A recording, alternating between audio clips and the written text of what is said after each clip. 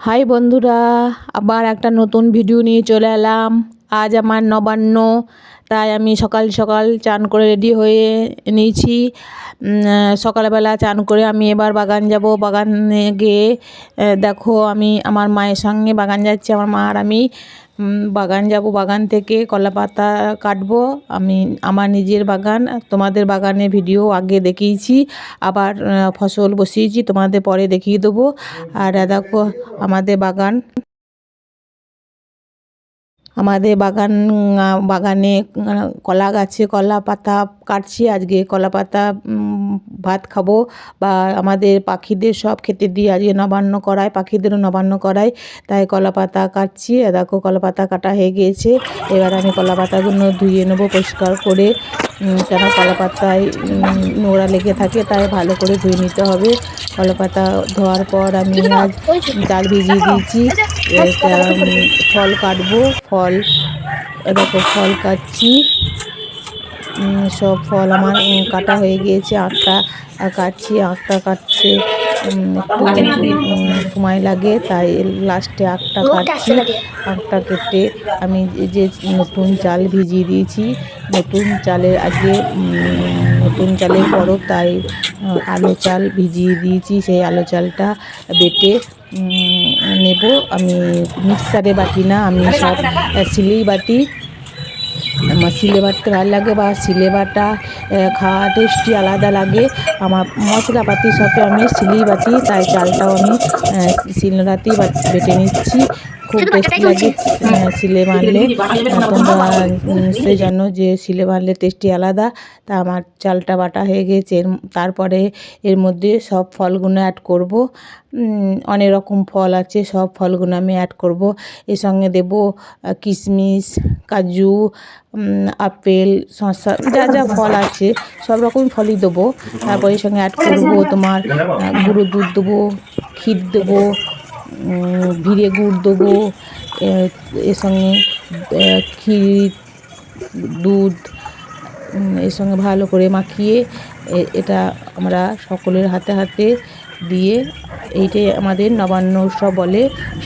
বড়রা ছোটদের হাতে, গুরুজনরা ছোটদের হাতে নবান্ন চাল দেয়। তারপরের সঙ্গে আমি অ্যাড করবো আমার পুজো দেওয়া প্রসাদ।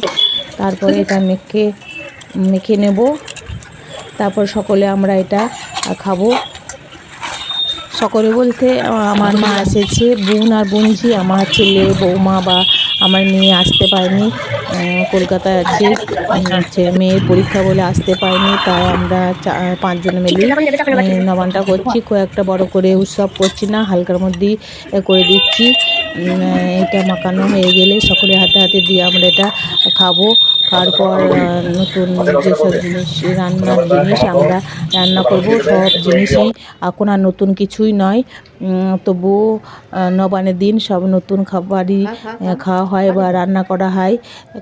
যেমনি ফুলকপি এখন আর নতুন নয়, ফুলকপি মাছ আলু ঝোলটা খুবই খেতে ভালো লাগে। তখন নবান্নের দিন ফুলকপি আলু মাছটাই খুব সুন্দর লাগতো, কিন্তু এখন সব আগে ভাগে সব খাওয়া যাচ্ছে। তাই আমি 5 রকম ভাজা করবো, তাই সেই ভাজার নুন হলুদ মাখিয়ে নিচ্ছি।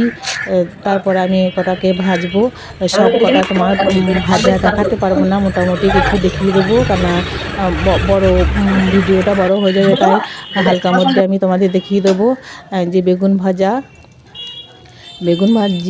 তারপরে তোমার শাক দিয়ে, বাদাম দিয়ে পুনকো শাক ভাজা, তারপরে তোমার মূলো ভাজা, লাল আলু ভাজা, আখ ভাজা, মোটামুটি ভাজা 5 রকম 7 রকম ভাজা করছি। আগেই বলেছি আমার ছেলে বউ বা আমার মেয়ে আসতে পারেনি বলে আমি বেশি বড় কিছু করতে পারিনি, হালকার মধ্যেই করে দিচ্ছি। একা তো ভালো লাগছে না করতে, তবুও করছি, বোন এসেছে বলে। আমার রান্না প্রায় কমপ্লিট হয়ে গিয়েছে।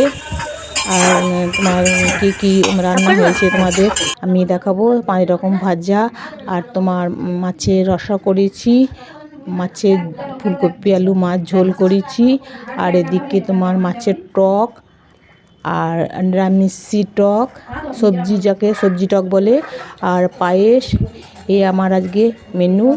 আরও অনেক কিছু করি, তবু আমি করিনি, কেন আমার ছেলে মেয়ে আসেনি বলে আমার করতে ভালো লাগেনি। তাই আমার অন্নপূর্ণাকে সব জিনিস দিয়ে আমি আমাদের প্রণাম করতে হয়, তারপরে আমাদের খাওয়া শুরু করতে হয়। এই যে আমি আর আমার হাজব্যান্ড প্রণাম করলাম, দিয়ে এবার সকলকে দিয়ে খাওয়া শুরু করব। আমার ভিডিওটা যদি ভালো লাগে একটা সাবস্ক্রাইব করে দিও বা লাইক দিয়ে দিও। আবার অন্য ভিডিওর জন্য